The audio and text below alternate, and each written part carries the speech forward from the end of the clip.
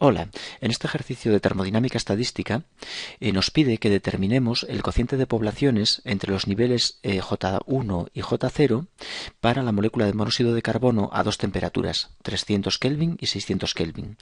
Y también que indiquemos cuánto vale este cociente de poblaciones en el límite cuando la temperatura tiende a infinito. Bien, lo primero que tenemos que recordar de mecánica cuántica es que cuando una molécula rota, si tenemos una molécula diatómica y esta molécula va a estar girando y puede estar rotando en diferentes niveles energéticos que vienen dados por un modelo de la mecánica cuántica llamado el rotor rígido. Según el modelo del rotor rígido, la molécula puede rotar en diferentes niveles energéticos. El nivel energético de menor energía, más bajo, o nivel fundamental, viene dado por un número cuántico que se representa por J y toma valor 0. El siguiente nivel energético viene dado por J igual a 1, el siguiente por J igual a 2 y así sucesivamente hasta el infinito. J igual a 2 y hasta el infinito. Son los niveles rotacionales del modelo del rotor rígido. Y cada uno de estos niveles rotacionales posee una energía que vamos a llamar epsilon J, es la energía que tiene una molécula cuando está rotando en J0, J1, J2, y que viene dada por la siguiente expresión: h barra cuadrado, la constante de Planck dividida por 2pi, por el número cuántico rotacional J, J más 1, partido de 2, por el momento de inercia. El momento de inercia es masa reducida de la molécula por el radio o distancia entre los dos átomos que la componen. Distancia, vamos a llamarla D, la distancia entre el centro de cada uno de los átomos. Distancia elevada al cuadrado. Esta expresión nos va a dar la energía rotacional que posee la molécula en cada uno de estos niveles rotacionales. Por tanto, si estamos en el nivel más bajo de energía, tendrá una energía que podemos llamar epsilon 0. Si estamos en el nivel con J1 pues tendrá una energía que será epsilon 1, en el J2 tendrá una energía que será epsilon 2, que se obtiene sustituyendo la J en esta expresión por los valores 0, 1, 2, etc. Además, estos niveles energéticos no están formados por un solo estado cuántico, son degenerados. Vamos a expresar la degeneración por la G, y la degeneración del primer nivel va a ser 0, G sub 0, G sub 0. ¿Cuánto vale la degeneración en general de un nivel cualquiera G sub J? La degeneración de un nivel cualquiera es igual a 2J más 1 en el rotor rígido. Por tanto, si cambiamos la J por 0, tenemos un estado cuántico, por tanto no va a haber degeneración. Un nivel energético con un solo estado cuántico. En el caso del primer nivel excitado, la degeneración G sub 1 va a venir dada por, cambiamos la J por 1, 2 por 1, 2 más 1, 3, tenemos tres estados cuánticos en este nivel energético. Por tanto, esta línea que he puesto aquí podríamos separarla en tres líneas, cada una de las cuales representaría un estado cuántico. Tres estados cuánticos en este nivel energético de energía epsilon 1. Y el siguiente pues tendrá una degeneración, será G sub 2 con una degeneración 2 por 2, 4 más 1, 5 y así sucesivamente. Bien, lo que nos pide el problema es que calculemos el cociente de poblaciones entre los niveles J1 y J0. La población del nivel J0 la vamos a llamar N0. ¿Qué representa N0? El número de moléculas que hay en este nivel. Podemos considerar que N es el número total de moléculas que hay en el sistema. Número total de moléculas o partículas. Bueno, en este caso son moléculas de dióxido de carbono. Perdón, de monóxido de carbono. Moléculas de monóxido de carbono. Una de estas bolas es un átomo de carbono y la otra un átomo de oxígeno, unidas por un enlace doble carbono-oxígeno. Bien, y de esas N moléculas vamos a tener N0 en el nivel fundamental. En el primer nivel excitado pues tendremos N1 moléculas, en el segundo nivel excitado N2 moléculas y así sucesivamente. La suma de todas las moléculas que hay en todos los niveles nos va a dar el número total de partículas.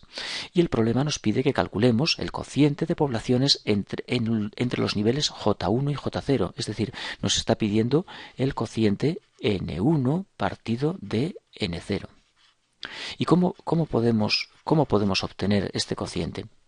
Bien, la termodinámica estadística nos va a permitir determinar el número de partículas que hay en cada nivel energético, es decir, la distribución de las moléculas en los diferentes niveles, se puede obtener con la fórmula de la probabilidad de un microestado.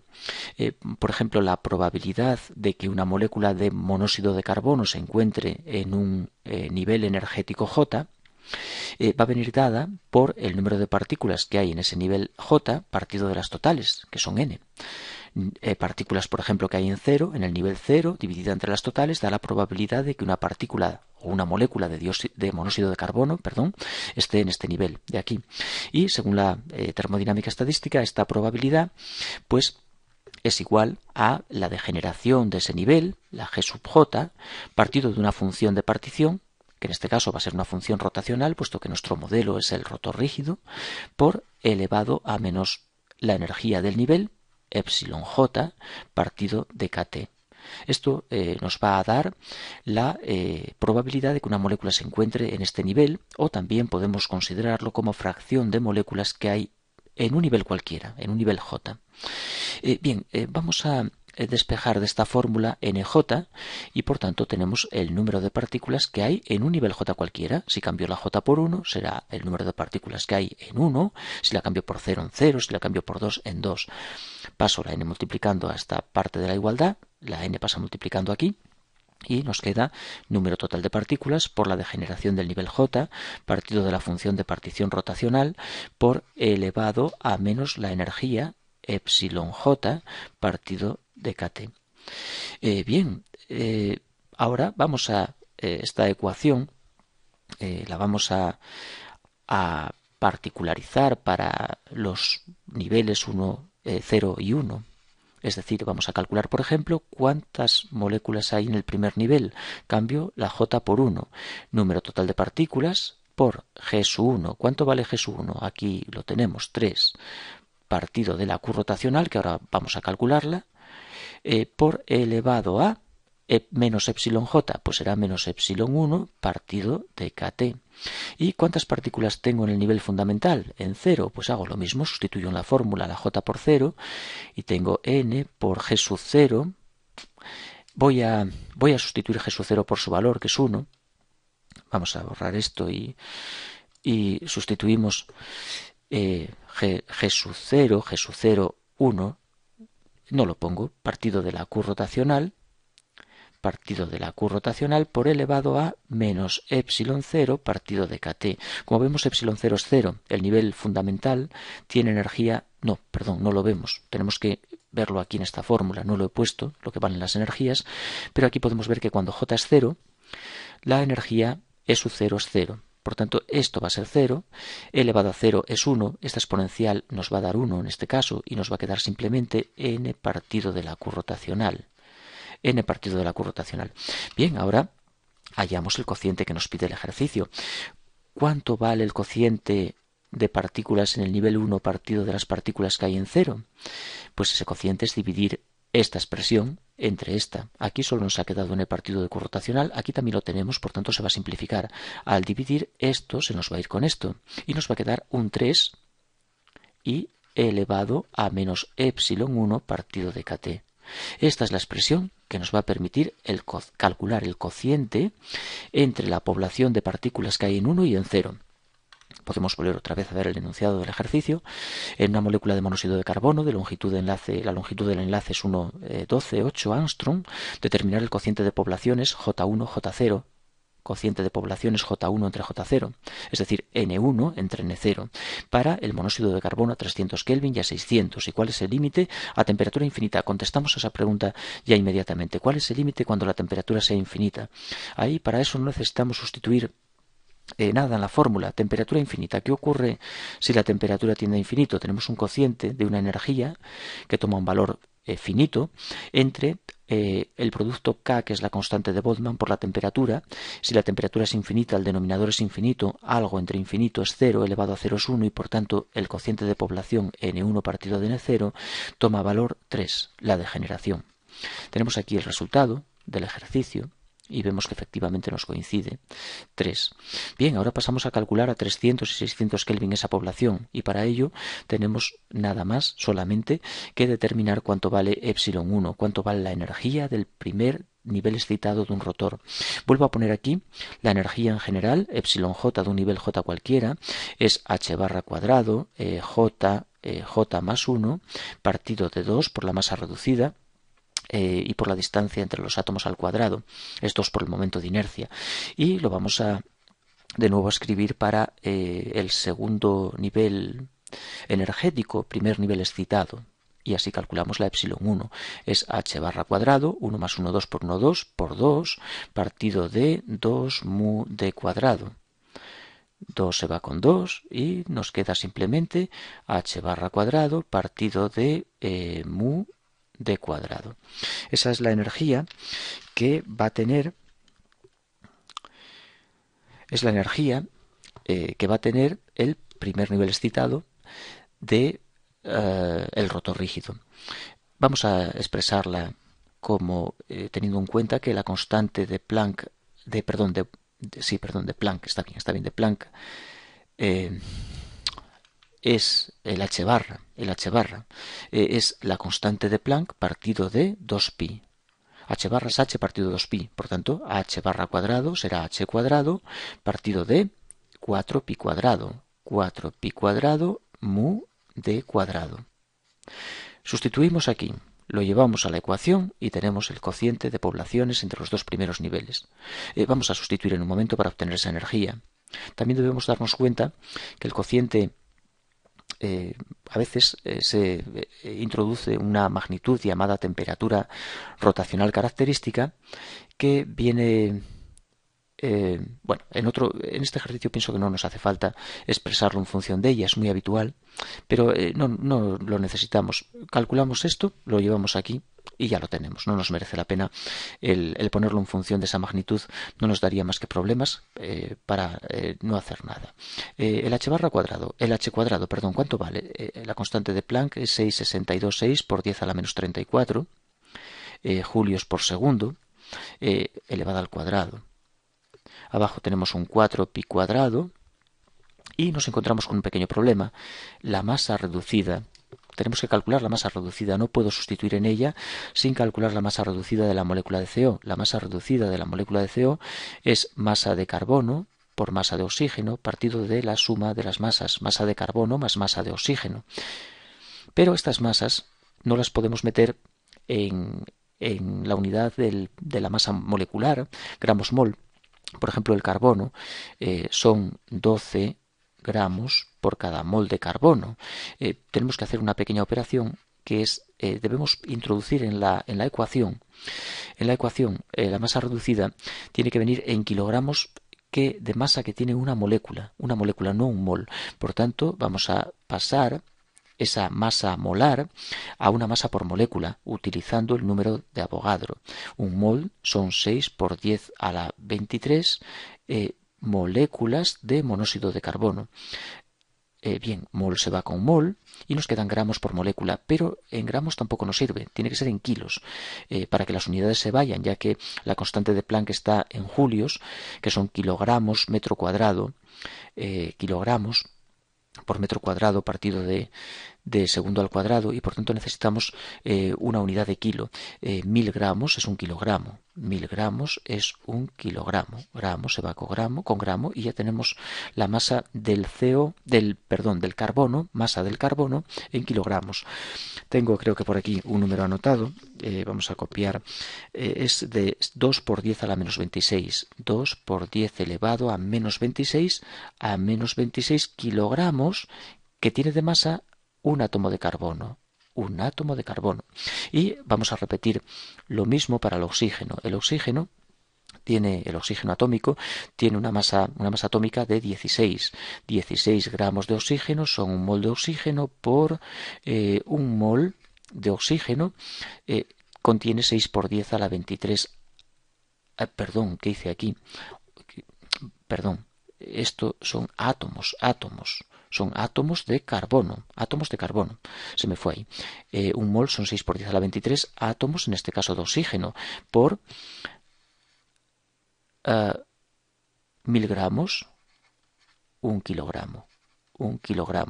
Mol se va con mol, gramo se va con gramo y nos quedan kilogramos de masa que tiene un átomo de oxígeno.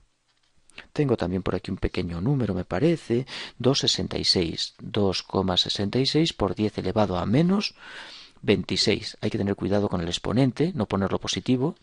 El átomo es pequeño y pesa muy poco, tiene poca masa. Átomos de oxígeno, muy bien. Y ahora hacemos la masa reducida. Masa del carbono, 2 por 10 elevado a menos 26 por masa de oxígeno, 2,66 por 10 elevado a menos 26, partido de la suma, 2 por 10 a la menos 26 más 2,66 por 10 elevado a menos 26. Esto nos sale una masa en kilogramos de 1,14 por 10 a la menos 26. 1,14 por 10, 1,14 por 10 elevado a menos 26 kilogramos de masa reducida. Kilogramo por kilogramo entre kilogramo queda kilogramo. Y por fin podemos ir aquí y poner nuestro 1,14 por 10 elevado a menos 26 kilogramos por la longitud de la molécula. Vamos a buscarla en el enunciado. Era la distancia entre la longitud de enlace. Longitud de enlace 1,128 Armstrong. Por tanto, nos vamos a nuestra energía 1,12 por 10 a la menos 10 para pasarla a metros. Y en la fórmula va al cuadrado. Al cuadrado. Bien, aquí tenemos julios al cuadrado. El julio tiene unas unidades que son kilogramos, metro cuadrado, segundo cuadrado. Por tanto, este segundo cuadrado se va a ir con este segundo al cuadrado. El kilogramo se va a ir con el kilogramo. Y el metro cuadrado se va a ir con el metro cuadrado y nos va a quedar un julio, porque este julio está al cuadrado, es julio por julio. Aquí elimino un julio, el otro queda. Por tanto, tenemos una unidad de julio. Las unidades son importantes, hay que ponerlas para comprobar que efectivamente se cumple, que la ecuación es coherente en unidades. Si estamos calculando una energía, pues conviene que nos salga una unidad de energía. 7,667 por 10 a la menos 23 por 10 a la menos 23 julios. Es la energía que posee una molécula en el primer nivel excitado de un rotor rígido. Y por tanto, con esa energía podemos ir ya a nuestra fórmula, que nos ha quedado por aquí abandonada. Aquí la tenemos. Aquí tenemos nuestra ecuación. Esta es la epsilon 1 y por tanto podemos sustituir en ella y obtener ya la expresión. Voy a quitar de aquí esto para sustituir en la fórmula y ya voy a dejar el ejercicio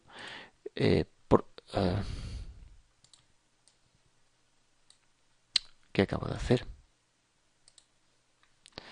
Bien, vamos a borrar aquí un poco.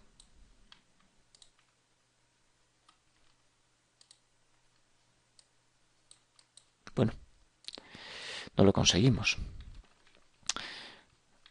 Vamos a quitar esto y hacemos aquí en un momento las dos cuentas que nos faltan.